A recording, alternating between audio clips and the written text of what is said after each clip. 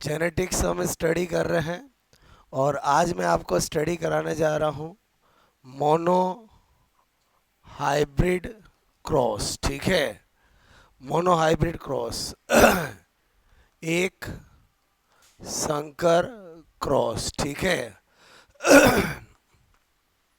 15 minute ध्यान देना। Mono hybrid cross का मतलब है कि हमें एक करेक्टर लेना पड़ेगा अपोजिट वाला, बोलो, जिसके बाद हमें क्रॉस कराकर बोलो F1 F2 जनरेशन में कैसे रिजल्ट्स मिलते हैं, फिनोटाइपिक रेशियो क्या मिलता है, जीनोटाइपिक रेशियो क्या मिलता है, वो जानना, और फिर बहुत सारे क्वेश्चंस। ठीक है, तो मैंने कहा यहाँ पर जो मेंडल ने स्टडी की वही मैं करा रहा हूँ। बाकी आप कोई भी करेक्टर आपको साथ में से लेके स्टडी कर सकते हो। मेंडल ने जब मोनो हाइब्रिड क्रॉस स्टडी किया था तो लॉन्ग मतलब लंबा और बोना, टेल और ड्रॉप प्लांट लेकर के स्टडी की थी। तो आइडियली हम भी वही स्टडी करते हैं। बाकी जो 7 करेक्टर है उसमें कोई सा भी करेक्टर लेकर स्टडी करोगे तो वही रिजल्ट आएगा। क्लियर? तो यहाँ पर मैंने लिया सपोज दैट एक मेल और एक फीमेल। क्लियर?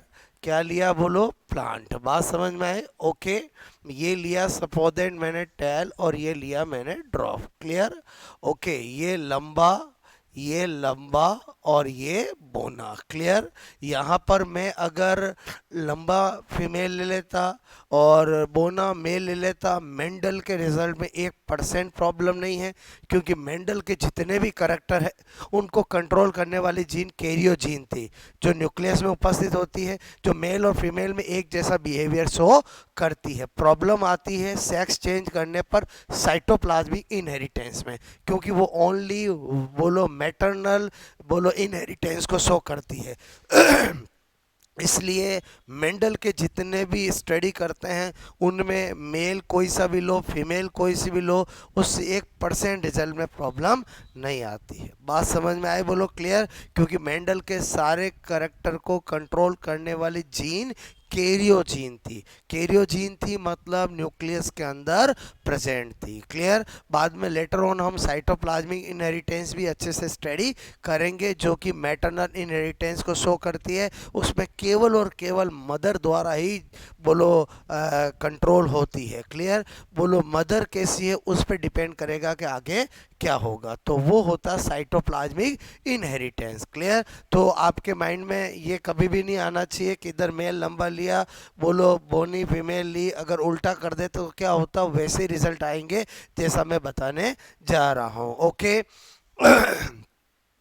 मैंने कहा ये बोलो लिया तो आपका ये और ये। ठीक है, ये आपका डोमिनेंट और ये रिसेसिव। क्लियर? तो यहाँ पर मुझे पता है इसका भी एक गैमिट बनेगा, इसका भी एक गैमिट बनेगा, और F1 बोलो जनरेशन के अंदर बोलो हमें क्या मिलेगा, टी और टी मिलेगा। क्लियर? ओके, मेंडल अपनी हमेशा F1 जनरेशन बोलो क्रॉस पॉलिनेशन से बोलो प्राप्त करता था। किससे करता था बोलो? बोलो पर परागण से। ठीक है, बोलो किससे प्राप्त करता था F1 जनरेशन? अपनी क्रॉस पॉलिनेशन से। क्लियर? ओके, और मेंडल यहाँ पर अपने फर्स्ट लॉ को एक्सप्लेन करता है। मेंडल कहता है जो डोमिनेंट होता है वो अपना बिहेवियर शो करता है। यहाँ पर जो टेल है जो लंबा है वो डोमिनेंट है, इसलिए यहाँ पर बोलो दोनों का एक एक आया, फिर भी यहाँ पर ये लंबे ही कहलाएंगे। मतलब मेंडल ने अपना फर्स्ट लॉ जिसका नाम है लॉ ऑफ डोमिनेंस, उसको मोनो हाइब्रिड क्रॉस की F1 जनरेशन से एक्सप्लेन किया। ये सारी बातें अपन रिजल्ट्स में लिखेंगे। क्लियर? ओके, समझा था मैं आपको जा रहा हूँ। फिर मेंडल अपने हमेशा F2 जनरेशन सेल्फ पॉलिनेशन से प्राप्त करता था। क्लियर? तो यहाँ पर मैंने कहा बोलो सेल्फ, अगर मैं पॉलिनेशन अगर करूँगा, ओके, स्व परागण, तो उसका मतलब तो यही हो गया दिस वन बोलो दिस वन। क्लियर? ओके, इससे 2 गैमेट, इससे 2 गैमेट। क्लियर? तो मेरे कहने का मतलब है इससे दिस वन और इससे भी दिस वन। क्लियर? और इनसे 4 कॉन्फ़िगरेशन बनेंगे। क्लियर? तो उसको बनाने के लिए पुनेट ने एक चेकर बोर्ड मेथड दिया है। क्या दिया है बोलो? पुनेट ने चेकर बोर्ड। क्लियर? तो हम क्या करते हैं बोलो, यहाँ पर ये जो हम करते हैं वो किसका दिया हुआ है बोलो? पुनेट का। क्लियर? ओके, तो ये जो मैंने किया वो मैं लिख सकता हूँ, बोलो पुनेट, चेकर, क्लियर, बोर्ड, मैंने कहा मेथड, ठीक है, Punnett's, checker, cord, methods, clear, okay. तो बात समझना, फिर जब हम ये कर लेते हैं क्लियर, तो यहाँ पर मैंने कहा, बोलो यहाँ पर मैंने कहा F2 जनरेशन, ठीक है। तो फिर हम क्या करते हैं, फिनोटाइपिक और जीनोटाइपिक रेशियो की बात करते हैं, क्लियर। तो यहाँ पर मैंने कहा कि अगर मैं यहाँ पर अब बात करूँ, बोलो फिनोटाइपिक रेशियो, क्या बात करता, फिनोटाइपिक रेशियो, क्लियर। तो पहले मैं यहीं पर आपको बात बता दूँ, फिनोटाइपिक रेशियो, क्लियर। तो हमें पता चल रहा है फिनोटाइपिक में कभी भी होमोजाइगस हेटेरोजाइगस नहीं देखते, ओनली लंबा और बौना देखते हैं। तो ये भी लॉन्ग लॉन्ग लॉन्ग, क्योंकि जो डोमिनेंट होता है वो चाहे होमोजाइगस हो चाहे हेटेरोजाइगस हो, अपना बिहेवियर शो करता है, क्लियर। और जो रिसेसिव होता है वो अपना character only and only homozygous में ही शो करता है। तो यहाँ पर क्या आएगा, 3:1, बोलो 3 जो है वो कौन है, बोलो मैंने कहा लंबे है, और आपसे मैंने कहा एक है वो क्या है, बोलो बोना है, क्लियर। लेकिन जब हम बोलो जीनोटाइपिक, क्लियर, जीनोटाइपिक रेशियो की बात करें तो वो आपका क्या होता है, 1:2:1, क्योंकि उसमें ये देखा जाता है कि उसका जीनोटाइप कैसा है। आज मैंने बोलो इन 3 को लंबा बोल दिया, क्या तीनों लंबों का सेम जीनोटाइप है क्या, नहीं। एक ऐसा है जो होमोजाइगस बोलो टेल है, और 2 ऐसे हैं जो हेटेरोजाइगस टेल है, क्लियर। तो ये कौन है, बोलो मैंने कहा होमो, बोलो जाइगस, क्लियर, ओके। और मैंने कहा, समझ जाओगे बोलो ये आपको, मैंने कहा ये क्या है, बोलो हिट्रो, बोलो जाइगस, क्लियर, ओके। और ये क्या बता रहा हूँ, बोलो होमो, मैंने कहा जाइगस, क्लियर, होमोजाइगस, बोलो क्लियर, ओके। तो ये मेंडल ने बताया, क्लियर। पहले बताओ ये सब कुछ किसने बताया, मेंडल ने। अब मैं आपको 2 से 3 क्वेश्चन पूछने जा रहा हूँ, फिर हम रिजल्ट लिखेंगे बहुत सारे जो एग्जाम्स में आते हैं, क्लियर। जैसे मैंने कहा ये मेंडल ने बताया, और आपको एग्जाम में पूछ लिया कि बोलो फाइंड आउट, क्लियर,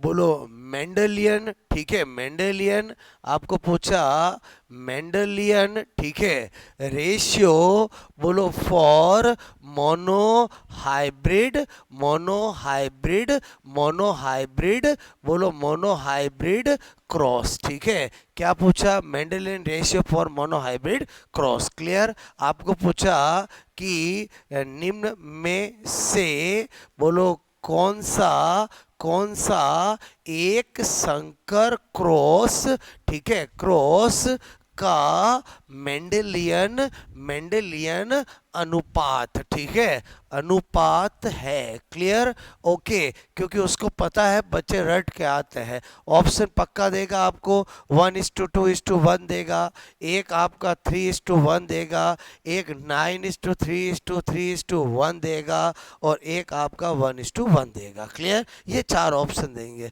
अब अगर हम तो कंफ्यूज हो जाएंगे कि भाई उसने तो ना फिनोटाइप बोला ना जीनोटाइप बोला, उसने तो मेंडेलियन रेशियो बोल दिया, तो इसमें मैं चलो ये 2 तो मैं कट कर दूंगा, ये तो टिक करने वाला बड़ा तुक्केबाज है जिसको कोई मतलब नहीं है, क्लियर। बोलो जो पढ़ने वाला है वो इन 2 में कंफ्यूज होगा कि ये करूं कि ये करूं, क्योंकि दोनों के दोनों मोनो हाइब्रिड क्रॉस के रेशियो है जो मेंडल ने बताए हैं, क्लियर। तो इसमें क्या आंसर होगा, ए होगा कि बी होगा, बोलो बी होगा, क्लियर। क्योंकि आपको पता होना चाहिए जो फिनोटाइपिक रेशियो है उसका दूसरा नाम मेंडेलियन रेशियो भी होता है, क्लियर। मैं आपको फिर क्वेश्चन नंबर 2 पूछ रहा हूं, क्लियर, ओके। मैंने कहा आपको fundamental fundamental clear ratio, clear of mono, मैंने कहा mono mono hybrid cross, clear. बोलो आप क्वेश्चन समझ गए, बोलो एक संकर क्रॉस का आधारभूत अनुपात कौन सा है, क्लियर। आपको क्या पूछा, एक संकर क्रॉस बोलो का आधारभूत, ठीक है, अनुपात, क्लियर, आपसे पूछा है, ठीक है। और ऑप्शन तो पक्के वही है, 3:1, बोलो मैंने कहा 1:2:1, क्लियर, 1:1, और आपको एक दे दिया 1:2, क्लियर, या 2:1 ऐसा दे दिया। बताओ इस बार क्या होगा आंसर, बोलो बोलो, ए होगा कि बी होगा, ठीक है।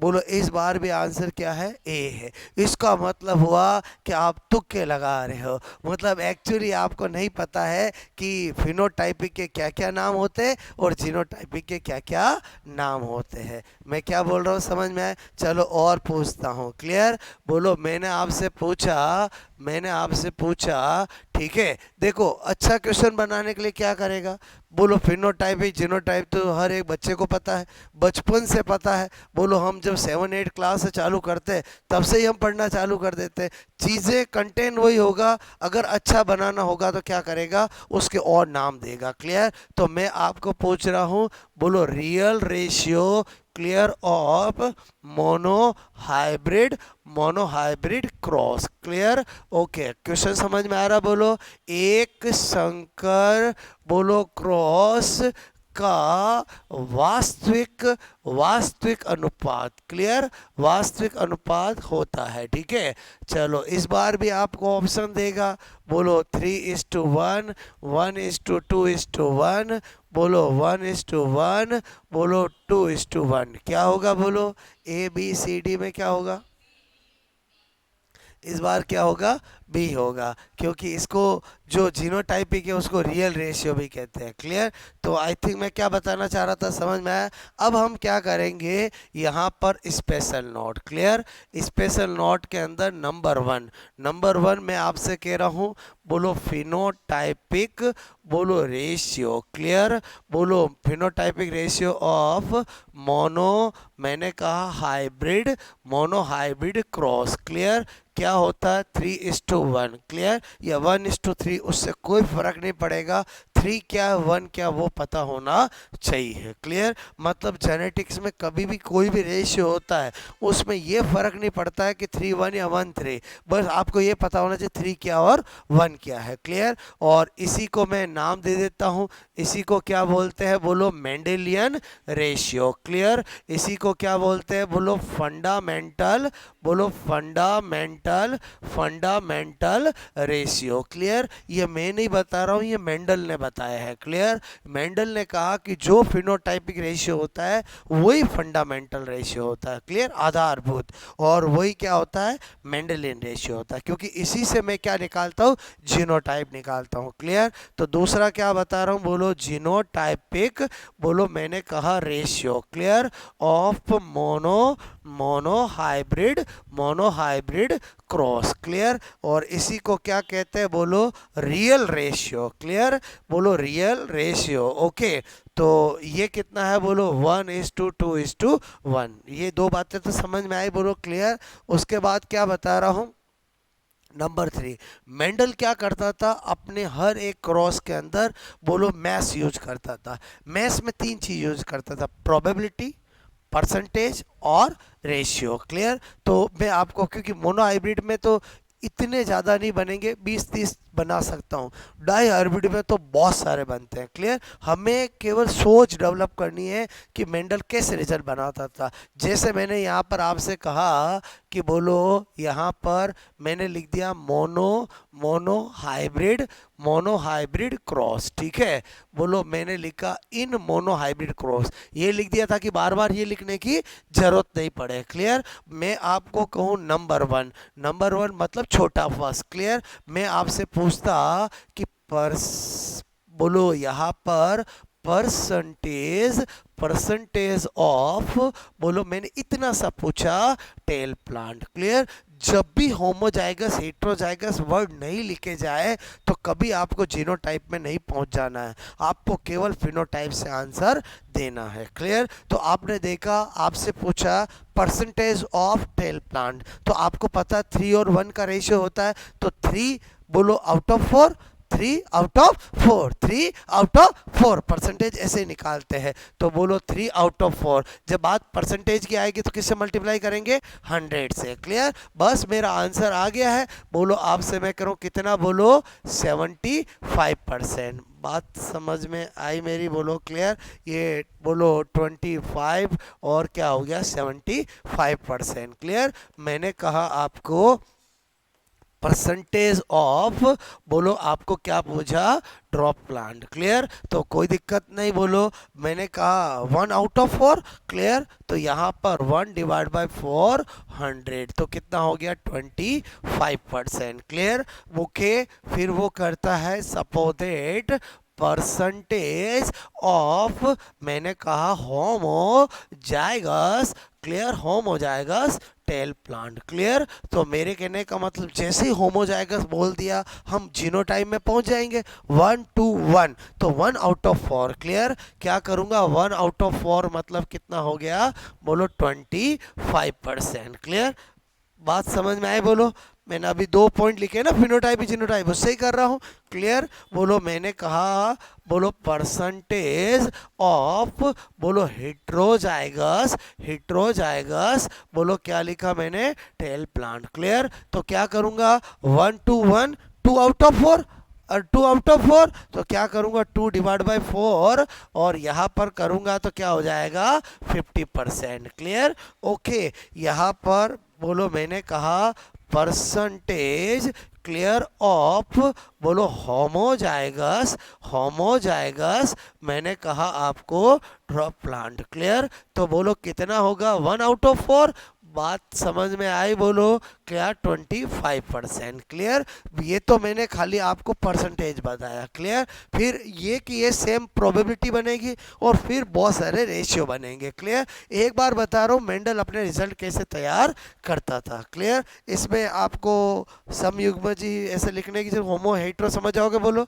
और एक ही अपन वर्ड यूज करते हैं, इंग्लिश में कर रहे तो इंग्लिश में ही करेंगे। क्लियर? तो आई थिंक मेरी बात समझ में आए? ओके। उसके बाद मैंने कहा नंबर 6। क्लियर?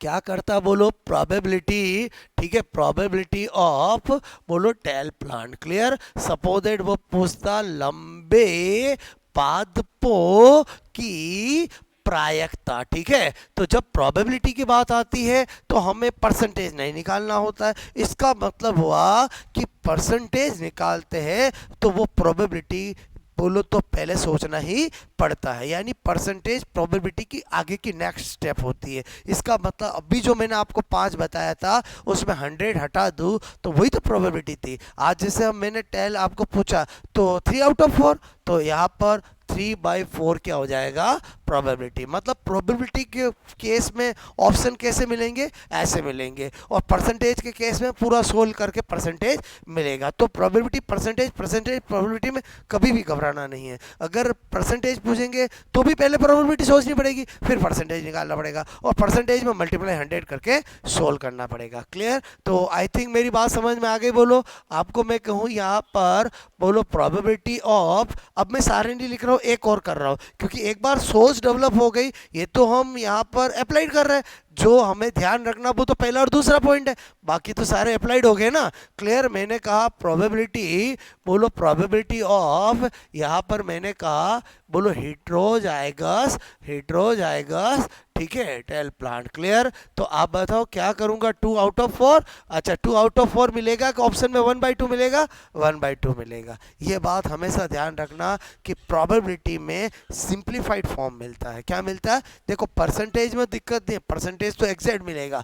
प्रोबेबिलिटी में हमेशा आपको कौन सी फॉर्म ऑप्शन में मिलेगी? सिंप्लीफाइड। अगर कोई सिंप्लीफाइड होती है तो आपको सिंप्लीफाइड करना है, और नहीं होती जैसे 3/4 है, सिंप्लीफाइड करो, सिंप्लीफाइड करो, और क्या सिंप्लीफाइड करो, ये अपने आप में खुद ही क्या है? सिंप्लीफाइड है। क्लियर? तो कब करना कब नहीं करना वो आपको पता चल जाएगा। आई थिंक मेरी बात समझ में आए? ओके। अब मैं आपको क्या बता रहा हूँ कि बोलो प्रोबेबिलिटी भी समझ गए, 5 ऐसे कर सकता था, बोलो 2 मैंने किया। क्लियर? अब रेशियो की बात आए तो जैसे मोनोहाइब्रिड में आपको कंडीशन नहीं बोले, डायरेक्ट बोले जीनोटाइपिक रेशियो तो 1:1, फिनोटाइपिक 3:1। लेकिन अगर कंडीशन बोलते, कंडीशन मतलब मैंने आपसे कहा बोलो genotypic ratio, genotypic ratio for, मैंने कहा mono hybrid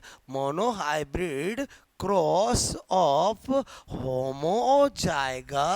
homozygous tall and homozygous बोलो ड्रॉप। अब आप मुझे बताओ पहला ऑप्शन 1:1 होगा, वो होगा क्या आंसर? नहीं होगा। इस बार उसने कंडीशन डाल दी, उसने कहा मुझे 1:1 से मतलब नहीं है, मैं क्या पूछ रहा हूँ वो बताओ। तो आप बताओ इसका आंसर क्या होगा? 1:1। बात समझ में आए? क्योंकि होम 1:1 के अंदर होमोजाइगस टेल भी क्या है? 1 है, और होमोजाइगस ड्रॉप भी क्या है? 1 है। तो आप मेरी बात समझ के बोलो, इसका मतलब हुआ 1:1 के अंदर आपको 4 बन सकते हैं। बोलो, अब मैं वर्बली बता रहा हूँ, होमोजाइगस टेल, हीट्रोजाइगस टेल, तो आंसर क्या करते? 1:2। हीट्रोजाइगस टेल, होमोजाइगस टेल, तो 2:1। अरे समझे बोलो, हीट्रोजाइगस टेल, होमोजाइगस ड्रॉप, तो 2:1। अरे बोलो समझे बोलो, क्लियर? मतलब मेंडल क्या करता था, समझ में आया? जो अपने रिजल्ट आते उनसे जितना वो बना सकता था उतने परसेंटेज। बोलो हम तो फिर भी आलस खा गए हैं। बोलो आलस खा गए मतलब समझ में आया कि बोलो मैंने 5% वाले बताया, प्रोबेबिलिटी में 2 बताया, रेशियो में 1 ही बताया। क्लियर? मेंडल ऐसा नहीं था। मेंडल तो जितनी प्रोबेबिलिटी बनती सारी बनाता, जितने परसेंटेज बनते सारे बनाता, और जितने रेशियो बनते सारे बनाता। क्लियर? और फिर बोलो भेजता अलग अलग साइंटिस्ट प्रोफेसर के पास। क्लियर? जिसमें केवल और केवल मैथ्स ही दिखाई देती। बोलो मेरी बात समझ में आए? क्लियर? तो आई थिंक आप मेरी बात समझ के बोलो कि ज़्यादातर क्वेश्चन जो आते हैं वो ऐसे आते हैं। क्लियर? मतलब 1:1, 3:1 याद होगा, अच्छी बात है, बट डायरेक्ट वो नहीं पूछा जाएगा, उनमें से आपसे चीज़ें पूछी जा सकती है। क्लियर? ओके, फिर हम बोलो क्या कर रहे थे? इस पॉइंट नंबर 3 में मैं आपको क्या बताना चाह रहा था, समझ में आया? बोलो केवल सोच डेवलप कर रहा हूँ। बोलो सोच डेवलप करने का मतलब समझ में आया कि हमें मोनो हाइब्रिड में 3:1, 1:1 पता है, और इस तरह से ये सारे क्वेश्चन ही है। बोलो कुछ भी आ जाए वहाँ पर तो हम कैसे करेंगे, आएगा केवल 3, प्रोबेबिलिटी, परसेंटेज, रेशियो। इन तीनों के अलावा मेंडल ने और कोई मैथ्स यूज नहीं की है। क्लियर? नंबर मैं बात करता हूं अब 4th पॉइंट की। क्लियर? 4th पॉइंट की क्या बात कर रहा हूं कि मेंडल ने अपना जो फर्स्ट लॉ है, लॉ ऑफ डोमिनेंस, उसको मोनो हाइब्रिड की F1 जनरेशन से एक्सप्लेन किया। क्लियर? और मेंडल ने अपना जो सेकंड लॉ है, लॉ ऑफ सेग्रीगेशन, वो अपने सेकंड जनरेशन से एक्सप्लेन किया। मेंडल ने कहा कि फर्स्ट जनरेशन पे माना टी और स्मॉल टी आगे एक साथ, और बोलो लंबा हुआ, ये लॉ ऑफ डोमिनेंस है। लेकिन उसने कहा कि गैमिट हमेशा प्योर होते, जब वो अलग होते तो लंबा लंबा वाला होता है और बोना बोना वाला होता है। इसको हम बोलते हैं law of purity of gamete. Clear? या लॉ ऑफ सेग्रीगेशन, नाम से पता चल रहा है, लॉ ऑफ सेग्रीगेशन। और मेंडल का ये जो लॉ है उसका कोई एक्सेप्शन नहीं है, लॉ ऑफ सेग्रीगेशन, जिसका आज तक कोई एक्सेप्शन पैदा नहीं हुआ है। क्लियर? तो आपको मेरी बात समझ में आई? बोलो क्लियर? हाँ, एक आगे जाकर मैं आपको डिसजंक्शन जरूर बताऊंगा, जितने भी सिंड्रोम पैदा होते हैं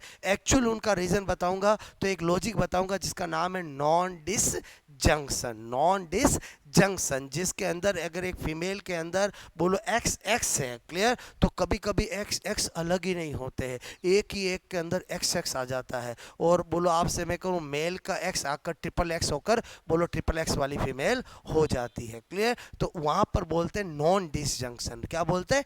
नॉन डिसजंक्शन। लेकिन अभी हम कॉन्सेप्चुअल बात कर रहे हैं, वो तो हमेशा नहीं होता है, वो क्या है, सरकमचांस वाली बात है। वो क्या बात बोलो, सरकमचांस वाली। क्लियर? तो अभी जो मैं बात बता रहा हूँ समझ, वो मैंने अभी क्यों डिस्कस किया, समझ में आया? कि अगर किसी के दिमाग में आ जाए कि सर जब नॉन डिक्शन होता है तब तो लॉ ऑफ सेग्रीगेशन फेल हो गया, ऐसा नहीं है। बोलो मेंडल के लॉ ऑफ सेग्रीगेशन के कोई एक्सेप्शन नहीं है, ये आपको पता होना चाहिए। क्लियर? तो आपसे मैं करूँ, और जितने भी एक्सेप्शन वाली बातें हैं वो तो पोस्ट मेंडलिज्म में पढ़ेंगे। वो तो किस में पढ़ेंगे, पोस्ट मेंडलिज्म में। पोस्ट मेंडलिज्म है क्या, मेंडल ने जो लॉ दिए उनके एक्सेप्शन, वही पोस्ट मेंडलिज्म है, वहीं से चीज़ें निकलतेगी। चाहे लॉ ऑफ इनकम्प्लीट डोमिनेंस हो, चाहे लॉ ऑफ को डोमिनेंस हो, चाहे लिंकेज हो, चाहे सेक्स लिंकेज हो, जितनी भी बातें हम पढ़ते हैं वो क्या है, बोलो बोलो क्या है, पोस्ट मेंडलिज्म। क्लियर। तो अभी मैंने आपको क्या बताया कि मेंडल, क्लियर, मेंडल ने बोलो फर्स्ट लॉ, ठीक है, फर्स्ट लॉ ब्रैकेट में लिख दो, बोलो मैंने कहा law of dominance, law of dominance. Clear, इतना लिख दो, बोलो एक्सप्लेन, बोलो मैंने कहा एक्सप्लेन बाय, ठीक है, बोलो फर्स्ट F1 जनरेशन। बोलो इतना शॉर्ट में लिख रहा हूँ, आप समझ जाओगे। बोलो क्लियर, कि बोलो मैंने कहा कि मेंडल ने first law of dominance explain by first, बोलो जनरेशन। वर्बली मैंने आपको समझा दिया था, हमें पता चल रहा है कि लंबा और बोना लिया, F1 के अंदर लंबाई मिल रहा है, यही तो लॉ ऑफ डोमिनेंस है कि जो डोमिनेंट होता है वो अपना करेक्टर शो करता है, चाहे होमोजाइगस कंडीशन हो चाहे हेटेरोजाइगस कंडीशन हो। Clear, okay. और बोलो यहाँ पर नेक्स्ट क्या बता रहा हूँ, मैंने कहा मेंडल ने second law, clear, second law जिसको हम लॉ ऑफ, बोलो सेग्रीगेशन कहते हैं, बोलो मैंने कहा एक्सप्लेन बाय, बोलो F2 जनरेशन। क्लियर, और मेंडल को डाई हाइब्रिड क्रॉस देने की जरूरत ही अपने थर्ड लॉ को एक्सप्लेन करने के लिए दिया है। जो लॉ ऑफ इंडिपेंडेंट असॉर्टमेंट है उसको एक्सप्लेन करने के लिए मेंडल ने डाई हाइब्रिड क्रॉस की स्टडी की थी। बात समझ में आए, बोलो क्लियर। तो ये जितनी बातें मैंने आपको बताई ये मोनो हाइब्रिड की है। बोलो क्या बताया, समझ में आया, बोलो क्लियर। मतलब आपको केवल क्या ध्यान रखना है कि फिनोटाइपिक रेशियो इज 3:1, और फिनोटाइपिक रेशियो के और नाम क्या होते हैं, Mendelian ratio also known as phenotypic ratio, and fundamental ratio also known as, बोलो आपका phenotypic ratio, and real ratio is genotypic ratio. Clear, real ratio तो नाम से पता चल रहा है कि अगर मैं आपसे कहूँ कि कोई लंबा है तो मुझे रियलिटी में जानने के लिए देखना पड़ेगा कि होमोजाइगस है कि हेटेरोजाइगस है। तो रियल रेशियो क्या हुआ, बोलो आपका जीनोटाइपिक हुआ। बाकी मेंडेलियन रेशियो बोलूँ, फंडामेंटल रेशियो बोलूँ, वो हमेशा फिनोटाइपिक होता है, और फिनोटाइपिक से जीनोटाइपिक निकलता है। बात समझ में आई, बोलो आपको क्लियर। अच्छा, यहाँ पर जो मैंने आपको बताया समझ में आया, बोलो क्लियर। अच्छा, अब और एक राज की बात समझो। क्लियर, राज की बात क्या समझो, जैसे ये 3 और 1 है, मेरी बात को समझना, 1 to 1 है। मेंडल कैसे सोचता था उसको समझना। मेंडल कहता है कि जब एक करेक्टर होगा तो बोलो दो ही प्रोबेबिलिटी होगी, एक डोमिनेंट और एक रिसेसिव। क्लियर, दो ही प्रोबेबिलिटी होगी, और डोमिनेंट के नंबर हमेशा ज़्यादा होते हैं, रिसेसिव के नंबर हमेशा कम होते हैं। बात समझ में? तो मुझे इस 3 और 1 के अंदर केवल डी और आर लिखना है। क्या लिखना है? डी और आर। डी मतलब कौन है? डोमिनेंट। आर मतलब कौन है? रिसेसिव। यानी 3 और 1 में बोलो अब मुझे फर्क नहीं पड़ता है करेक्टर लंबा बोना लिया जाए या गोल चूड़ीदार लिया जाए या बोलो कोई सा भी लिया जाए। मैंने क्या बताया, समझ में आया? हमें ये नहीं ध्यान रखना है कि 3 लंबा और 1 बोना है। मैं आपसे कह रहा हूँ, मेंडल कहता है कि बोलो 3 हमेशा डोमिनेंट है, 1 हमेशा रिसेसिव है। आपको कोई सा भी मेरे 7 करेक्टर में लेके एग्जाम में पूछा जाए, आपको पहले तो ये पता होना चाहिए मेरे 7 करेक्टर के अंदर कौन डोमिनेंट है और कौन रिसेसिव है। बात समझ में आए? मतलब मैं लंबे और बोने में नहीं रखना चाहता हूँ, क्योंकि वो तो चलो एक करेक्टर लेकर मेंडल ने एक्सप्लेन किया। बाकी लेटर ऑन मेंडल ने कहा कि 3-1 का मतलब 3 मेरा डोमिनेंट है और आर मेरा रिसेसिव है। क्लियर? फिर मेंडल ने कहा कि जब फिनोटाइपिक में आप देखोगे तो आपको केवल इतना ही सोचना है। अभी मैं डायहाइब्रिड पढ़ाया नहीं है, इसलिए मैं डायहाइब्रिड की बात नहीं कर रहा हूँ। क्लियर? फिर जब जीनोटाइपिक सोचता है तो मेंडल ने कहा कि जो रिसेसिव होता है उसमें कभी भी बोलो एक चांस रहता है वो होमोजाइगस ही होगा। क्लियर? लेकिन जो डोमिनेंट होगा उसमें 2 प्रोबेबिलिटी होती है, एक होमोजाइगस होगा, एक हेटेरोजाइगस होगा, और हेटेरोजाइगस के नंबर हमेशा होमोजाइगस से ज़्यादा होते हैं। जैसे मैंने बोला डोमिनेंट के नंबर हमेशा रिसेसिव से ज़्यादा होते हैं, वैसे ही आपको क्या ध्यान रखना है कि जो हेटेरोजाइगस होते हैं उनके नंबर होमोजाइगस से हमेशा ज़्यादा होते हैं। क्लियर? तो इसका मतलब हुआ अगर 1 to 1 के अंदर अगर मुझे सोचना होगा तो मैं केवल क्या करूँगा, बोलो मैंने कहा होमो, बोलो आपका डी, समझ के बोलो मैं क्या लिख रहा हूँ, बात समझना। होमो डी लिखा मतलब समझ के होमोजाइगस डी। बोलो ये मैं क्या लिखूंगा, बोलो हेट्रोजाइगस डी। और ये क्या लिखूंगा, बोलो homozygous r. Clear, that's all. मुझे कोई भी 7 करेक्टर में दिया जाए, मैं बोलो सारे क्वेश्चन के आंसर दे सकता हूँ। बस मेरे माइंड में 1 to 1 का मतलब पता होना चाहिए। पहली बात तो आपको पता होना चाहिए फिनोटाइप के अंदर डोमिनेंट का नंबर रिसेसिव से ज़्यादा होता है। और जीनोटाइप में क्या पता होना चाहिए कि सबसे पहली बात तो जो रिसेसिव होता है उसकी कोई बोलो प्रोबेबिलिटी नहीं होती, केवल वो होमोजाइगस ही होता है। लेकिन जो डोमिनेंट होता है वो होमोजाइगस भी हो सकता है और हीट्रोजाइगस भी होता है, और हीट्रोजाइगस के नंबर हमेशा होमोजाइगस से ज़्यादा होते हैं। अगर आपको कभी पूछा मोनोहाइब्रिड क्रॉस के अंदर जीनोटाइपिक रेशियो क्या होगा, बोलो क्या होगा, heterozygous dominant, homozygous dominant, homozygous recessive. तो 1 to 1 करोगे, 2 1 1 करोगे, 2 1 1 करोगे, क्या बोलोगे, क्या करोगे, 2 1 1। मतलब 1 to 1 तो हम बचपन से बोलते आ रहे हैं, जरूरी नहीं है हमेशा 1 to 1 ही टिक होगा। डिपेंड, अगर कंडीशन दे दी तो फिर कंडीशन के अकॉर्डिंग करना पड़ेगा।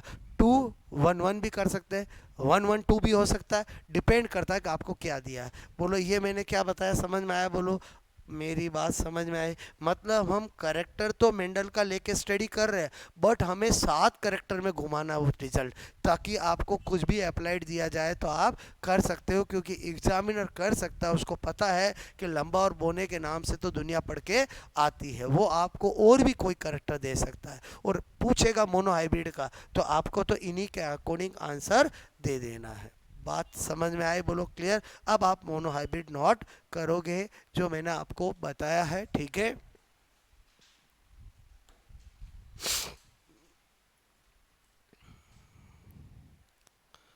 मेल फीमेल का बता ही दिया मैंने आपको, कोई फर्क नहीं पड़ेगा, ठीक है।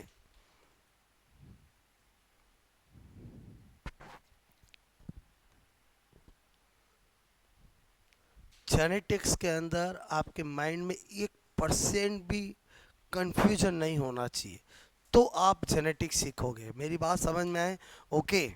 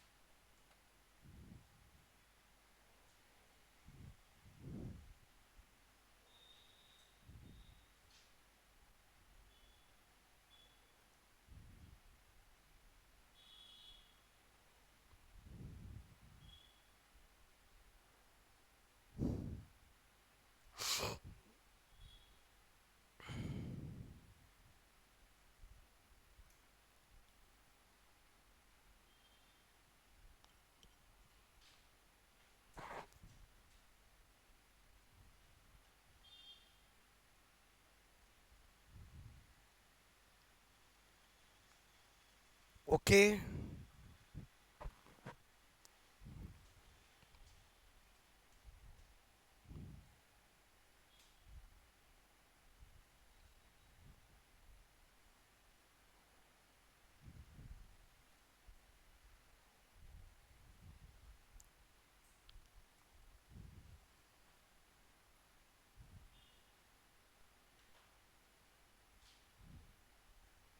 बात समझ में आई बोलो आपको? ठीक है,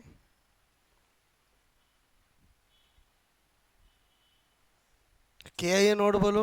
ठीक है, एक बार हमने प्रोसीजर समझ लिया तो हमें आगे दिक्कत नहीं आएगी। इसलिए जब भी मैं आपको पहली बार चीज़ बताता हूँ तो मैं और अच्छे से आपको बताता हूँ, फिर आपका माइंड मेकिंग हो गया, फिर अपने आप आपका दिमाग चलने लगेगा कि हमें कैसे स्टडी करना चाहिए। ओके, हो गया ये नोट बोलो?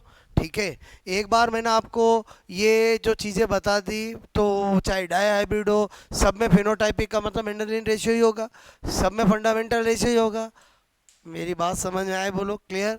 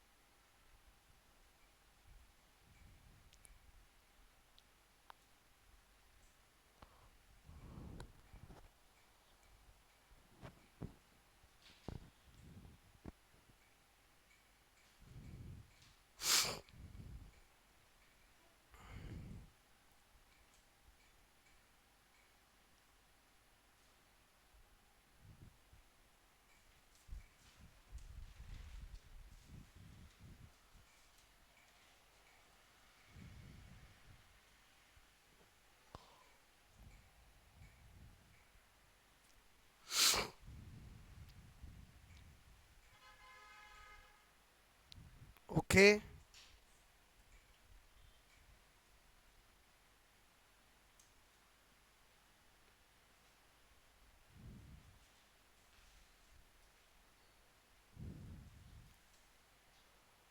वाई नॉट बोलो?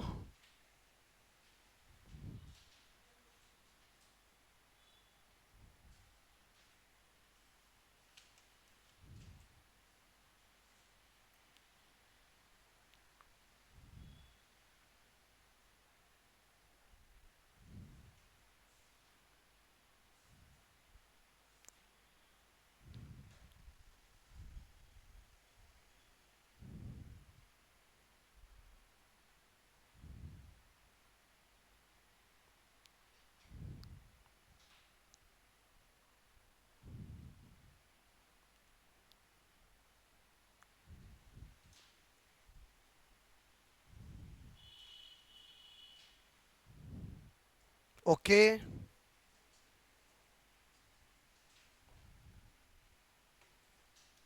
ये क्वेश्चन मैंने आपको इसलिए बताया है, इन नाम की इम्पोर्टेंस बताने के लिए। क्लियर? कि बोलो फिनोटाइप पे जीनोटाइप के और नाम पता होने क्यों जरूरी है। क्लियर?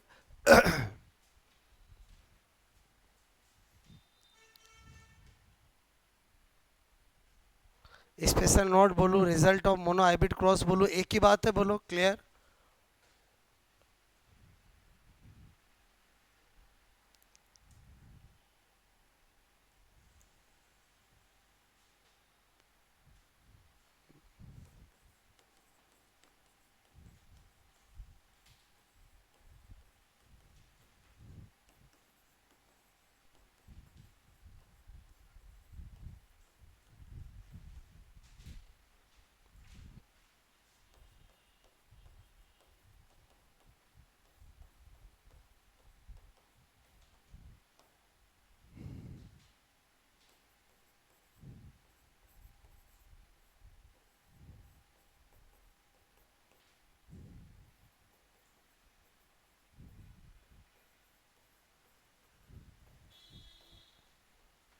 फिनोटाइपिक को हम समलक्षणी अनुपात और जीनोटाइपिक को समजीनी अनुपात भी कहते हैं। ठीक है?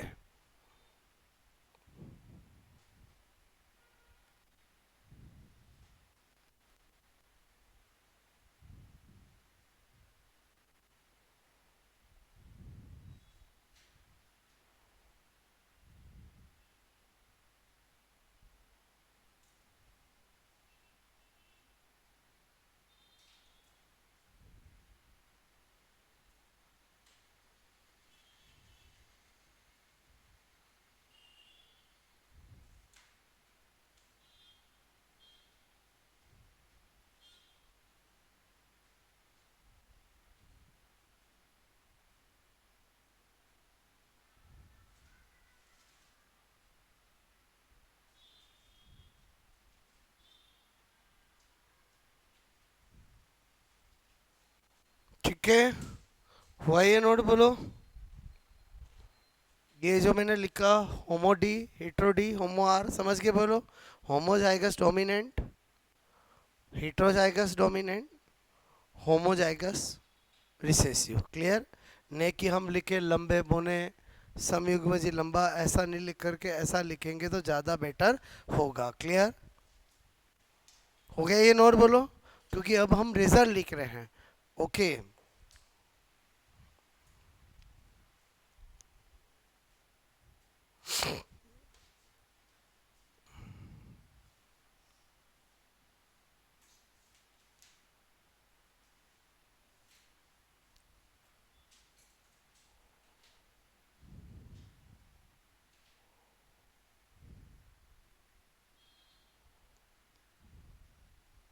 और मोनो हाइब्रिड से 100 गुना ज़्यादा इम्पोर्टेंट है डाई हाइब्रिड, क्योंकि उसमें बहुत अच्छे और बहुत ज़्यादा क्वेश्चंस बनते हैं। ठीक है,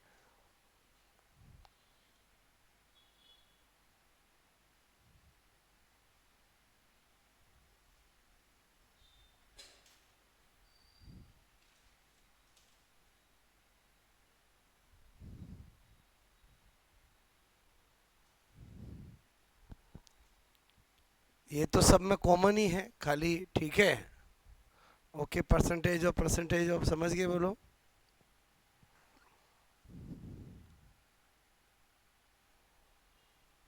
सेम ये 5 प्रोबेबिलिटी के भी बनते हैं।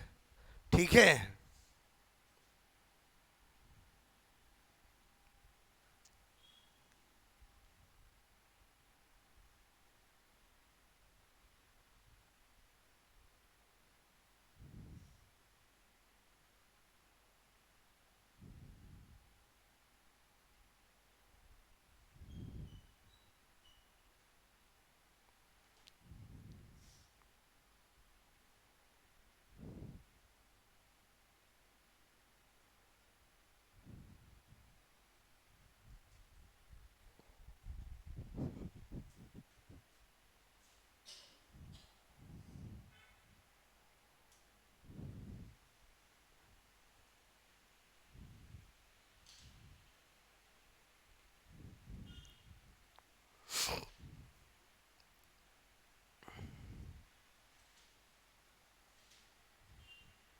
ओके, हो गया ये नोट बोलो।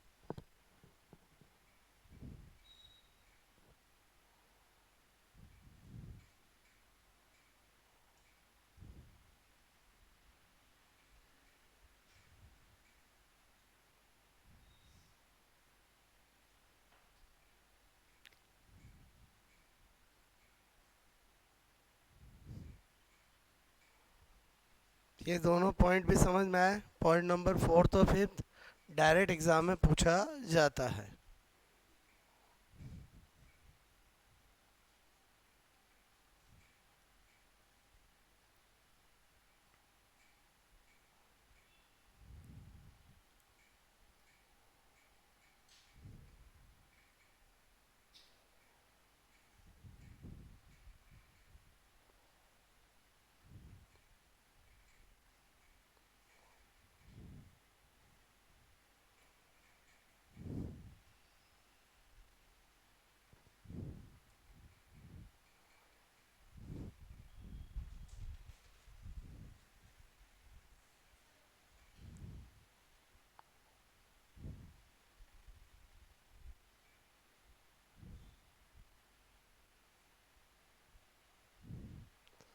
सारे रिजल्ट नहीं लिखे अपन ने, सोच डेवलप कर ली कि एक्चुअली मेंडल कैसे सोचता था। ठीक है,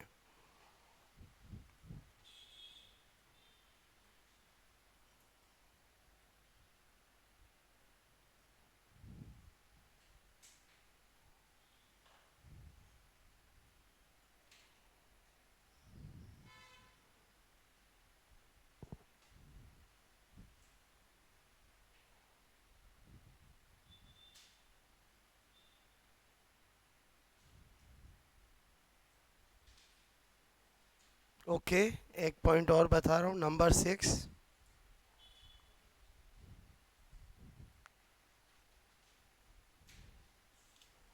और पॉइंट नेक्स्ट क्या बता रहा हूँ, all Mendelian character control by Cairo gene. क्या बोला मैंने, बोलो कैरियो जीन। और Cairo gene present in nucleus, तो बोथ मेल एंड फीमेल। तो क्या होगा कि उसमें आप सेक्स चेंज कर दो, मेल कोई सा बना दो, फीमेल कोई सा बना दो, रिजल्ट में कोई फर्क नहीं आएगा। क्लियर? तो मेरे कहने का मतलब है, ये तो हो गया नोट, बोलो आपको। ठीक है, नंबर 6 क्या बता रहा हूँ आपको, मैंने कहा ऑल, ठीक है, मेंडेलियन, बोलो करेक्टर, ठीक है, कंट्रोल बाय, मैंने कहा आपको कैरियो जीन। ठीक है, कैरियो जीन लिखूं, बोलो न्यूक्लियर जीन लिखूं, एक ही बात होता है। क्लियर? बोलो न्यूक्लियर जीन लिखो, कैरियो जीन लिखो, एक ही बात होता है। और मैंने कहा कि अगर कैरियो जीन कंट्रोल कर रही है, इसका मतलब सेक्स बदलने से कभी भी रिजल्ट में कोई फर्क नहीं पड़ेगा। चाहे मेल लंबा प्लांट ले लो, फीमेल बोनी प्लांट ले लो, या मेल बोना प्लांट ले लो, फीमेल लंबा प्लांट ले लो, रिजल्ट में कोई फर्क नहीं पड़ेगा। रिजल्ट में फर्क तभी पड़ता है जब कंट्रोल करने वाले जीन प्लाज्मोजीन हो, साइटोप्लाज्मिक जीन हो। क्लियर? क्योंकि साइटोप्लाज्म जो होता है वो फीमेल के गैमिट में ज़्यादा होता है, मेल के गैमिट में नहीं के बराबर होता है। तो इसलिए साइटोप्लाज्मिक इनहेरिटेंस मोनोजेनेटिक इनहेरिटेंस होती है, जबकि जो कैरियो जीन वाली होती है वो बाई जेनेटिक, मेल और फीमेल दोनों में से किसी का भी रोल सेम ही आता है। बोलो क्या बता रहा हूँ, बात समझ में आई? क्लियर? तो मेंडेलियन करेक्टर हम जब भी पढ़ते हैं, मेंडल हम पढ़ते हैं, तो उसमें आपको 1% कभी कंफ्यूजिंग नहीं होनी चाहिए कि मेल ये लिया फीमेल ये लिया, आप बदल देते तो क्या होता, कुछ भी नहीं होता, वैसे रिजल्ट आते हैं। क्लियर? तो आई थिंक ये वाला पॉइंट समझ में आया। बोलो कि मेंडल के सभी लक्षण किस जीन से कंट्रोल हो रहे थे, कैरियो जीन, और उसका नाम मैंने न्यूक्लियर जीन लिख दिया, मतलब अपने आप ही समझ गए कि कैरियो जीन कहाँ प्रेजेंट है, बोलो न्यूक्लियस के अंदर, और न्यूक्लियस मेल और फीमेल दोनों में सेम होता है। पहले बताओ आज की कहानी समझ में आई? बोलो, हमने मोनो हाइब्रिड कोर्स भी पढ़ा और बेस बना लिया, तो हमें डाई हाइब्रिड और आगे किसी में प्रॉब्लम नहीं आएगी।